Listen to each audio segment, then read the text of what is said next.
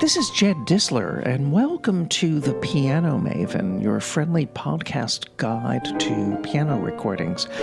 As you may know, I sometimes take a detour from my regular commentary about classical piano recordings in order to talk about jazz, and I think it's really important to explore the incredibly rich and diverse heritage of jazz piano on record.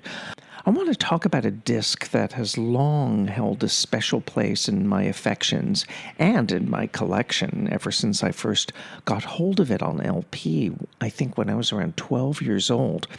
It came out on the Folkways label in 1968, and it features the American jazz, boogie-woogie, and blues pianist and singer Little Brother Montgomery. The title of the album is called Farro Street Jive, and I just love this album. But let me tell you a little bit about Little Brother Montgomery, because he's not very well known today. He was born Uriel Wilford Montgomery in 1906, and he lived until 1985. He recorded a lot on 78s in the 30s and 40s, and he spent most of his formative years in Mississippi, but eventually he settled in Chicago in 1942, which was his home base for the rest of his life, I believe. He played in various groups and also appeared frequently as a soloist. He's a hard musician to pigeonhole, because although the boogie-woogie 8 beats to a bar in the left hand is prevalent in his playing, it's not done exclusively. And as a blues player, he's very idiomatic and authentic, just as much as like Memphis Slim or Roosevelt Sykes or Otis Spann, Champion Jack Dupree, these wonderful players. But there's also this love of melody that comes out in his playing, and he plays right-hand octaves with this kind of easy lope. I don't know if I'm describing it that well, but he kind of reminds me of how Jelly Roll Morton played ballads in those Library of Congress recordings. And if you are familiar with the traditional blues pianist Art Hodes, you will hear something of that, perhaps, in Little Brother Montgomery's work. He's never clunky, he's never heavy, his music making just falls easily on the ear, and he always puts you in a good mood.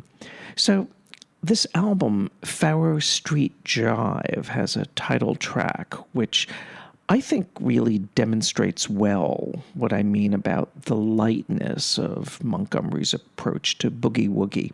He fills in the spaces more through implication than statement. And you think you're hearing more piano than you actually are. And on slower numbers, such as Alabama Bound, Little Brother Montgomery displays this really genial vocal style that I think complements his piano playing wonderfully well.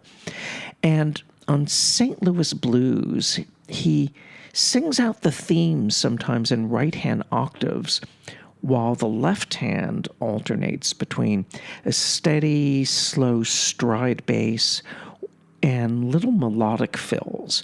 And it sounds very full, but it's actually quite economical. Little Brother Montgomery's two-handed mastery, I think, is really self-contained and secure and totally unpretentious. And when you listen to his playing, you feel as if you were in the room right with him. So this album, Farro Street Jive, is available from Smithsonian Folkways Records. It's a custom-made CDR that you get with original cover art, and you can order it from the link that I provide in this episode's description.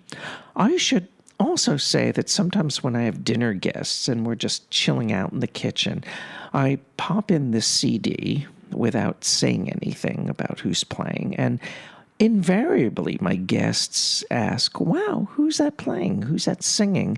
And when I tell them who it is, they respond like, "Little Brother who?" That's Little Brother Montgomery. This is Jed Disler, and thank you for tuning into the Piano Maven, your friendly podcast guide to piano recordings. Take good care.